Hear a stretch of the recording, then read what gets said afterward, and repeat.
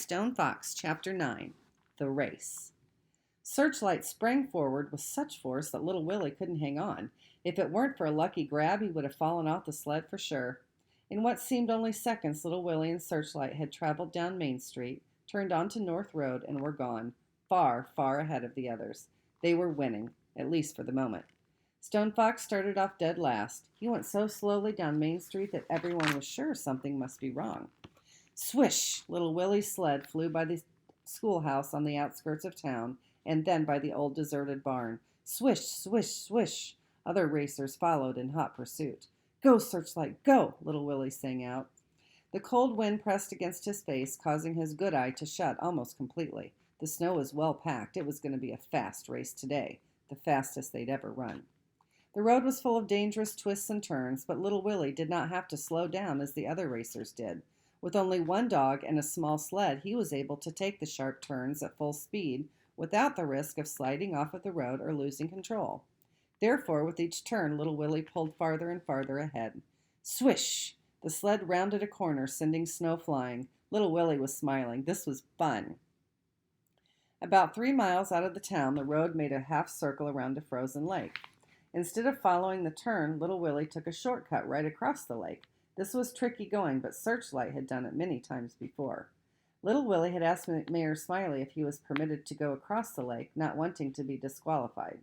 As long as you leave town heading north and come back on South Road, the mayor had said, anything goes. None of the other racers attempted to cross the lake, not even Stone Fox. The risk of falling through the ice was just too great. Little Willie's lead increased. Stone Fox was still running in last place, but he was picking up speed. At the end of 5 miles, little Willie was so far out in front that he couldn't see anybody behind him when he looked back. He knew, however, that the return 5 miles going back into town would not be this easy.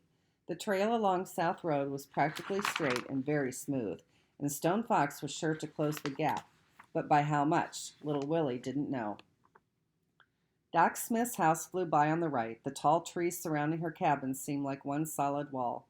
Grandfather's farm was coming up next. When Searchlight saw the farmhouse, she started to pick up speed. No, girl, little Willie yelled, not yet.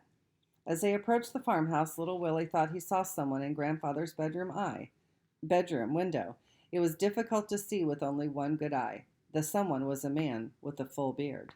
It couldn't be, but it was. It was Grandfather. Grandfather was sitting up in bed. He was looking out the window. Little Willie was so excited he couldn't think straight. He started to stop the sled, but Grandfather indicated no, waving him on. Of course, little Willie said to himself, I must finish the race. I haven't won yet. Go, Searchlight, little Willie shrieked. Go, girl. Grandfather was better. Tears of joy rolled down little Willie's smiling face. Everything was going to be all right. And then Stone Fox made his move. One by one, he began to pass the other racers. He went from last place to 8th, and then from 8th place to 7th, then from 7th to 6th, 6th to 5th. He passed the others as if they were standing still. He went from 5th place to 4th, then to 3rd, then to 2nd, until only little Willie remained. But little Willie still had a good lead. In fact, it was not until the last 2 miles of the race that Stone Fox got his first glimpse of little Willie since the race had begun. The 5 Samoyeds looked magnificent as they moved effortlessly across the snow. Stone Fox was gaining, and he was gaining fast, and little Willie wasn't aware of it. Look back, little Willie, look back. But little Willie didn't look back. He was busy thinking about Grandfather. He could hear him laughing and playing his harmonica. Finally, little Willie glanced back over his shoulder, and he couldn't believe what he saw. Stone Fox was nearly on top of him.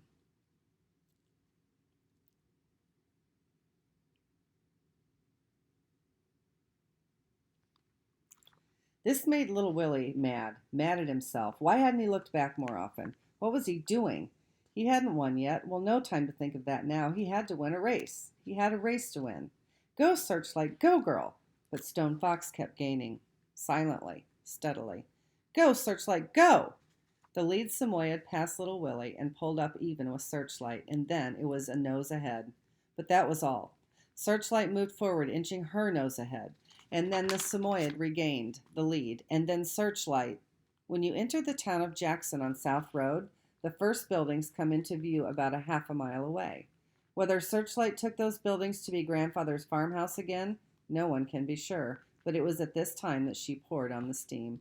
Little Willie's sled seemed to lift up off the ground and fly. Stone Fox was left behind, but not that far behind.